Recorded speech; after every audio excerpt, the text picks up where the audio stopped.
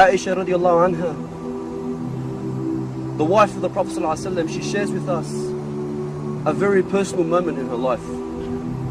She says, one day I was with Rasulullah ﷺ, and he was in a cheerful mood. So I said to him, Ya Rasulullah, make dua for me. So he said, Allahumma aghfir li Aisha. May Allah forgive Aisha. ما تقدم من ذنبها وما تأخر.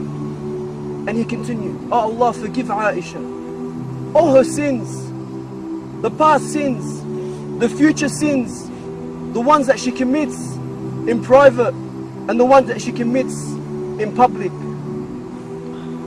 And Aisha was so happy that she started to laugh. So the Prophet ﷺ asked her, did that dua please you? Brothers, I want you to imagine that you were living at the time of the Prophet ﷺ, and he was your best friend, and you asked him, make dua for me, and he made the same dua for you. How happy would you be? So he says to Aisha, did that dua please you? She says, Ya Rasulullah, how could that not please anyone? He says, Wallahi, by Allah, إنها لدعوة لأمتي في كل صلاة. He says, by Allah, that is the same dua I make for my ummah in every single one of my prayers. The Prophet ﷺ made that same dua for me. How much does the Prophet ﷺ love us? He would cry in front of the Sahaba. He would cry and he would say, I miss my brothers, the ones that I love. And they would say, Ya Rasulullah, aren't we your brothers? He would say, no, you are my companions. But my brothers are the ones that will come after me. And they will believe in me. And they would never have seen me. This is you, brothers. The Prophet ﷺ is crying because he misses you. He would stay the night praying to Allah, crying out to Allah, my ummah, ummati, ummati. The Prophet ﷺ is crying for you. When was the last time you cried for the Prophet ﷺ? The Prophet would give khutbah and he would lean on a tree as he would give the khutbah, until they built him the mimbar. The following week, standing on this mimbar, the companions would say, we heard the tree crying like it was a little baby. The tree was crying because it missed Rasulullah sallallahu alaihi wasallam. If this tree, brothers, this tree which is not a living thing, is not obligated to love Rasulullah, was crying because it missed Rasulullah, and other people who say Muhammad is Rasulullah, are we not more worthy to cry for missing him than this tree? Are we not worthy? The companions will sacrifice so much. When the Prophet ﷺ passed away, and Bilal, the one who would call the adhan, he could not do it anymore. He would sit in the Prophet's mosque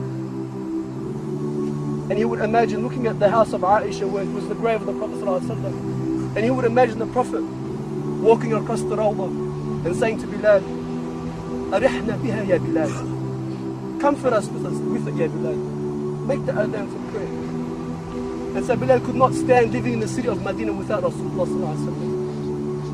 Every street, every corner, every rock, everything would remind him this is where the Prophet ﷺ was. So he leaves the city, as many companions did, going for jihad, until many years later, when Allah subhanahu wa ta'ala gave victory to the Muslims in Jerusalem, and the Sahaba would be reunited for the first time in so long since the death of the Prophet.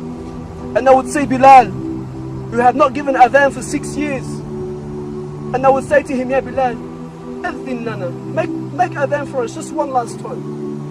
And he would say, Fa'durin, please, I can't, it's too painful. They would say, please, they ask Umar, Ya Amir al-Mu'mineen, please speak to him.